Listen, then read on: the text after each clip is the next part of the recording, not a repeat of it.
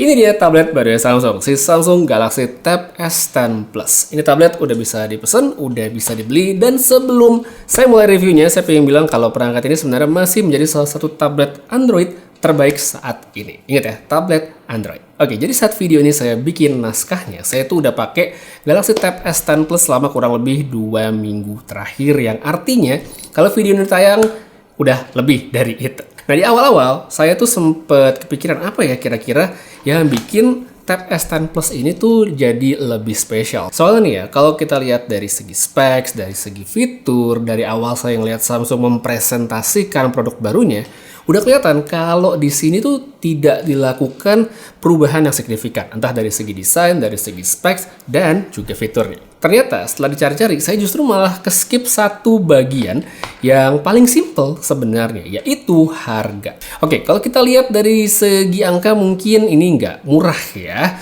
17.999.000 alias 18 juta kurang dikit untuk sebuah tablet, konfigurasinya 12.256GB Wi-Fi only.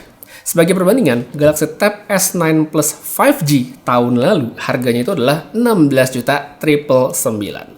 Tapi sebelum pada ngejudge, wah yang baru ini lebih mahal kok, Wi-Fi only doang. Ternyata Galaxy Tab S10 Plus ini sekarang harganya itu sudah termasuk bundling dengan book cover keyboard, yang kalau kita browsing ini harganya sendiri itu udah 4 juta.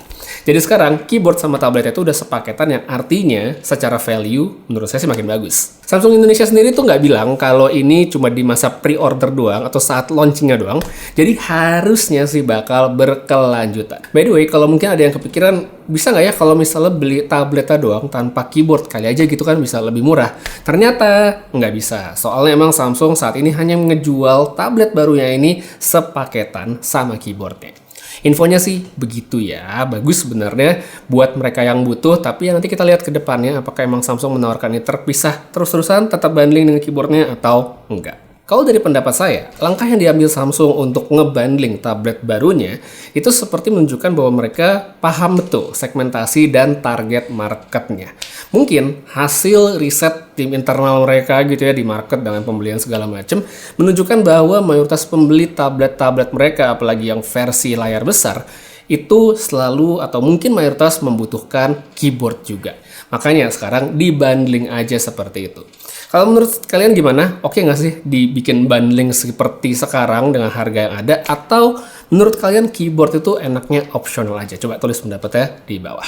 Lanjut, sekarang kita sedikit nge-review untuk keyboardnya juga. Secara desain ini masih sama sih sama yang versi sebelumnya, masih dengan dua bagian. Yang satu itu masih nempel di bagian back cover secara magnetik lengkap dengan fungsi stand-nya. Sedangkan yang satunya lagi itu adalah keyboard sama trackpad-nya seperti ini. Di keyboard yang baru ini juga ada satu tombol baru namanya AI Key untuk shortcut, entah bisa ke Bixby atau ke Gemini kalau misalnya kita mau pakai gitu. Saat ditekan langsung dia akan muncul dan langsung siap dipakai. Ya, sekarang baru kita ngebahas tabletnya. Seperti yang saya bilang di awal, Samsung emang tidak melakukan banyak perubahan di tablet barunya ini. Dari segi desain, dia masih mirip sekali dengan Tab yang seri sebelumnya. Masih dengan bagian belakang yang tampak minimalis, masih dengan strip tempat kita bisa buat nempelin S Pen secara magnetik. Terus ada branding Samsung di pojokan, serta ada kamera. Di bagian kamera ini, Samsung nambahin detail berupa warna buletan di setiap kameranya, mirip seperti yang mereka pasang juga di Galaxy Z Flip 6 series. Untuk specs kameranya sendiri, ini masih ada lensa utama dan ultra wide. Hasilnya oke loh untuk mereka yang mungkin kepepet butuh mesti banget foto pakai tablet, handphone mungkin lagi lowbat atau apa.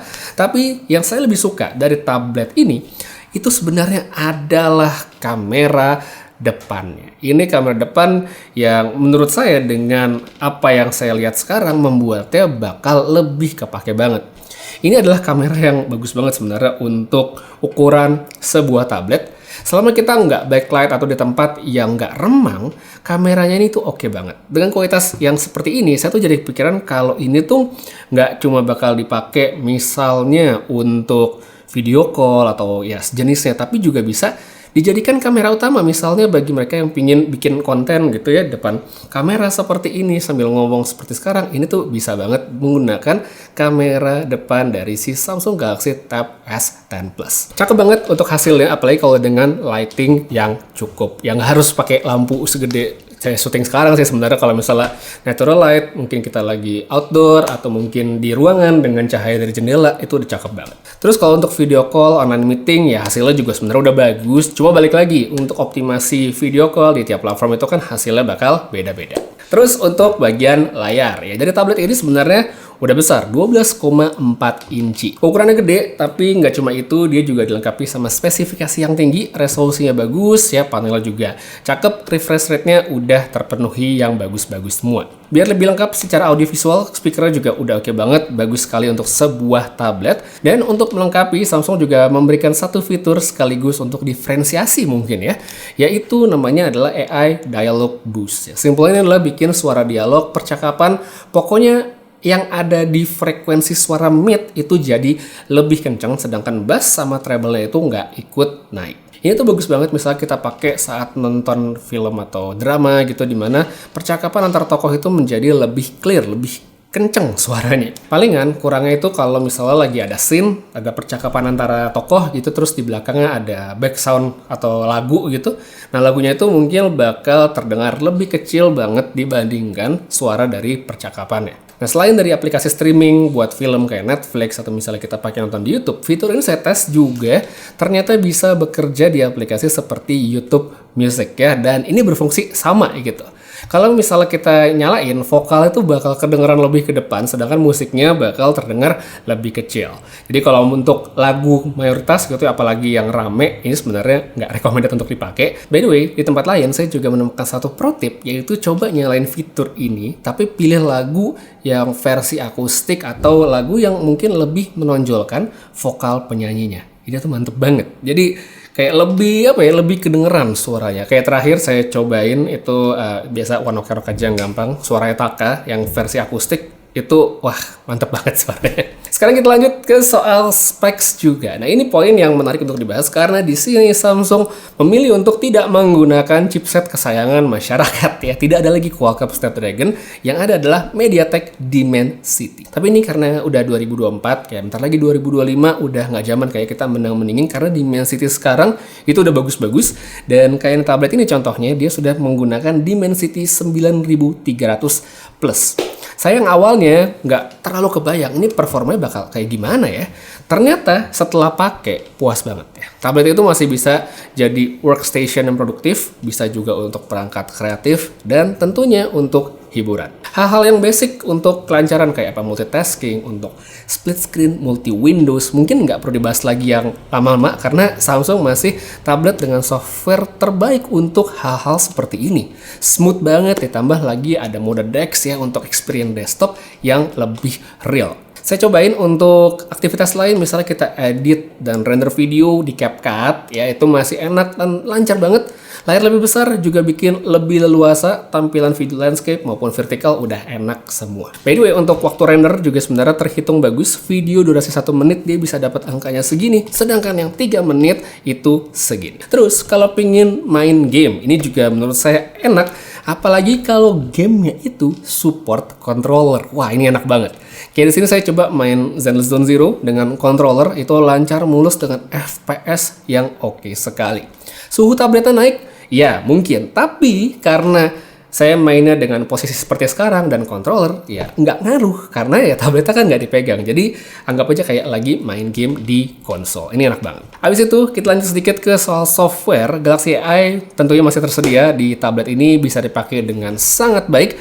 Seperti contoh di sini kita lihat di Samsung Notes ini banyak banget fungsinya. Misal kita lagi meeting atau lagi kelas, kita bisa sambil nyatet, bisa sambil nyalain voice recorder. Nantinya setelah recordernya di stop, kita bisa bikin transkrip sekaligus summary atau ringkasan dari apa yang terekam. Kalau udah kayak gini sebenarnya ngapain juga dicatat gitu kan, tinggal kita rekam aja terus summary beres ya. Tapi ya kalau pingin bisa ya, kurang lebih seperti itu. Terus kalau misalnya kalian punya file PDF dalam bahasa asing, mungkin jurnal atau buku atau apapun ya, di Samsung Notes ini juga masih tersedia fungsi translate untuk langsung menerjemahkan per halaman seperti ini, bisa langsung lihat, memudahkan sekali. Dan ngomong-ngomong tentang bahasa asing, seperti biasa fitur interpreter tentunya masih bisa dipakai. Di Samsung Notes ini kita juga bisa pakai sketch to image ya, sekaligus memanfaatkan S Pen yang sudah ada. Gambar simple itu bisa jadi kelihatan lebih menarik dengan bantuan AI, ya dengan banyak pilihannya. Kalau misalnya kita pingin gambar yang seru-seru gitu dari foto ditambah-tambahin juga bisa banget, dan ini semuanya berjalan dengan baik.